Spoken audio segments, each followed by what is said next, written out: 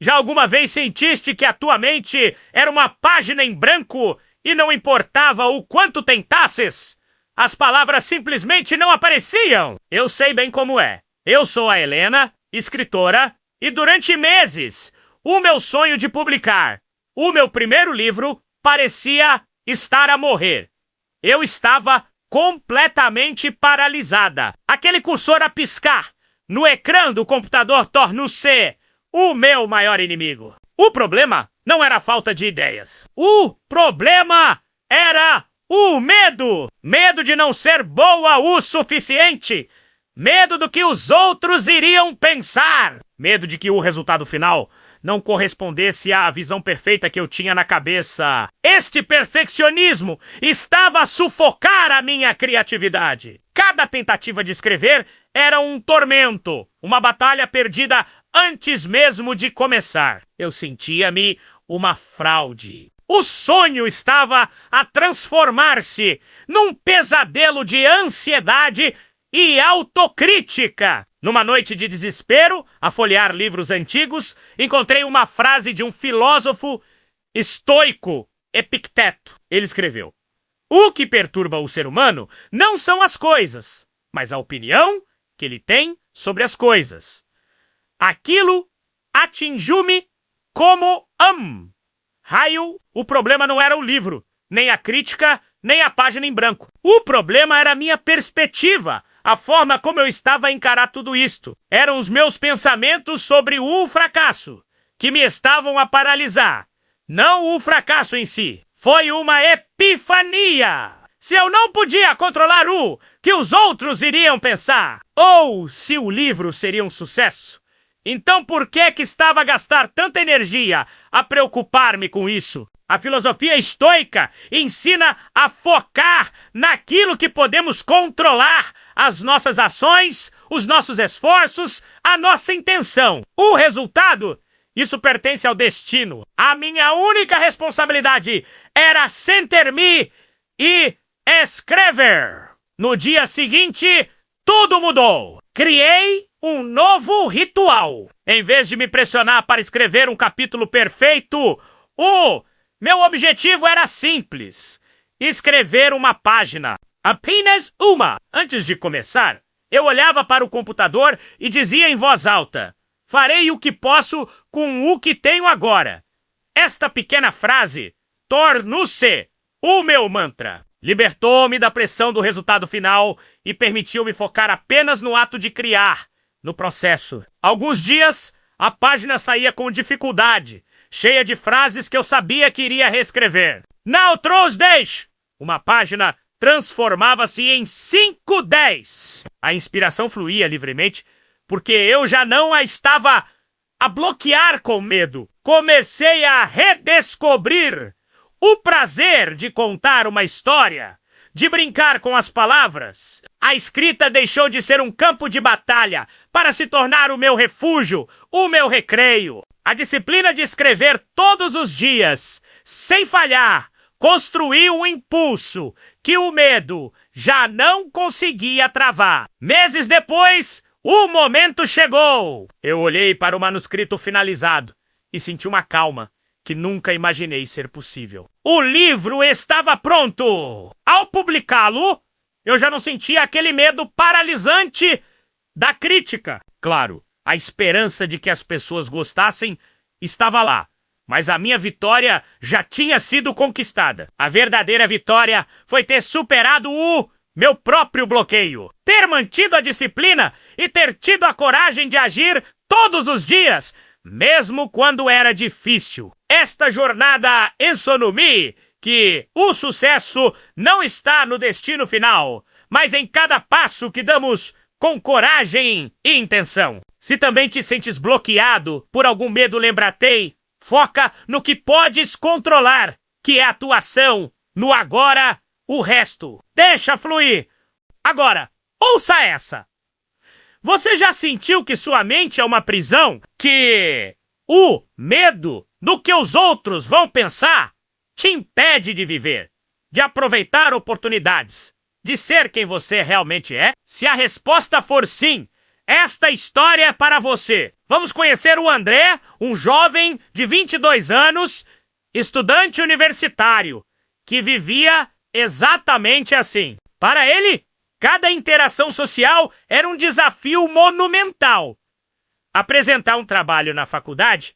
Impossível. Puxar conversa com um colega aterrorizante. Ele se sentia completamente paralisado pelo medo do julgamento alheio. André passava os dias evitando pessoas, recusando convites e perdendo chances incríveis. Tudo por causa dessa voz na cabeça que dizia: e se eles rirem de mim? E se eu falar algo estúpido? Ele estava preso, não por grades de ferro, mas por barreiras que ele mesmo construiu. A vida dele era uma sequência de e se, uma ansiedade constante que o impedia de se conectar com o mundo e, pior, consigo mesmo.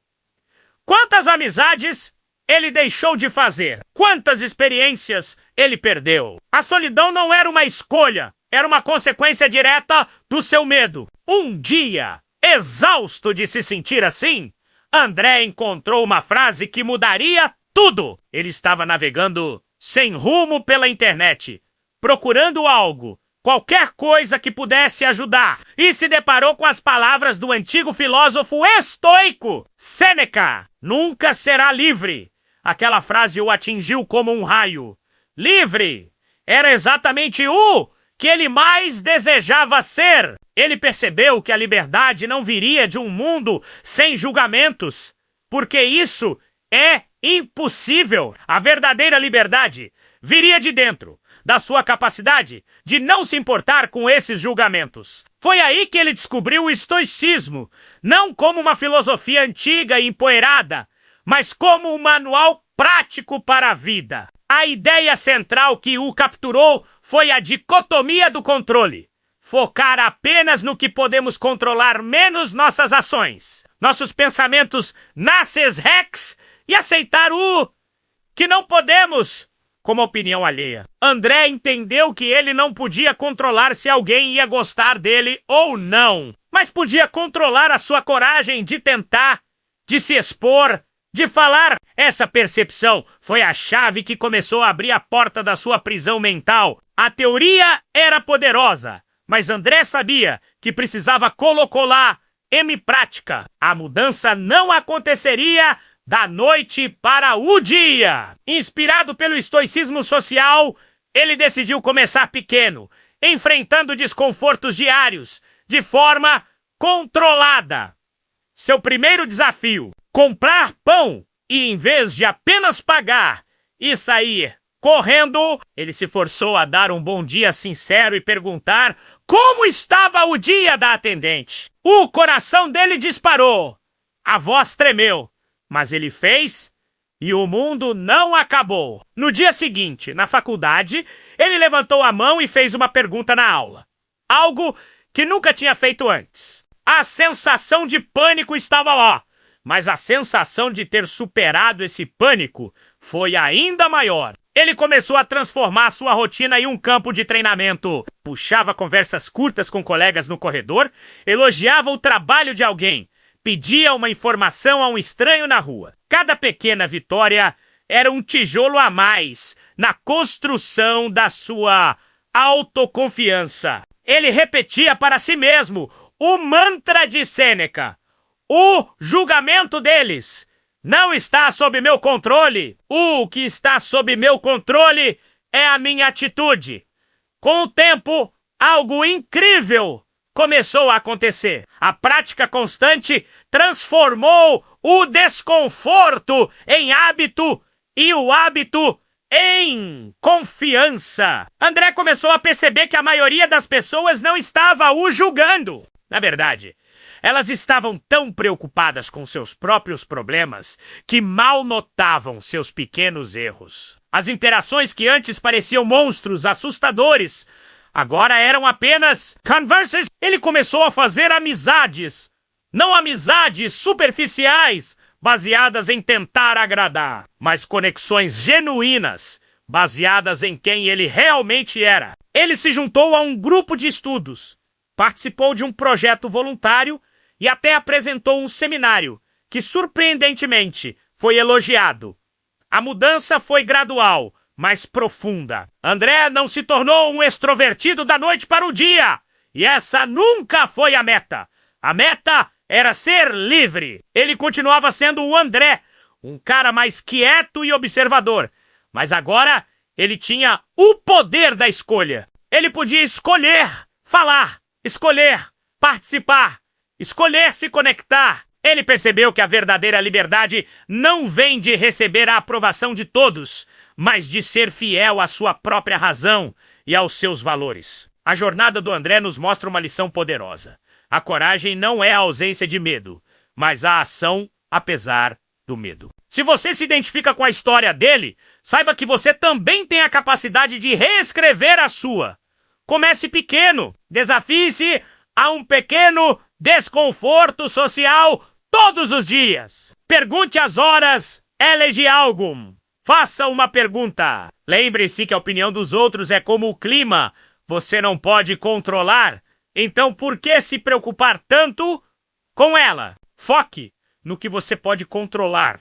Suas ações, sua coragem, sua decisão de dar um passo à frente. A liberdade está do outro lado do medo. A história do André não é sobre se tornar outra pessoa. É sobre finalmente se permitir ser quem você já é, sem as correntes do medo do julgamento. E essa é a jornada mais valiosa que qualquer um de nós pode fazer. Obrigado por assistir até aqui e por nos deixar compartilhar essa história com você. Se este vídeo te inspirou de alguma forma, deixe seu like para que ele possa chegar a mais pessoas que precisam ouvir essa mensagem. E não se esqueça de se inscrever no canal e ativar o sininho para não perder nossas próximas histórias de transformação. 8 Approxima!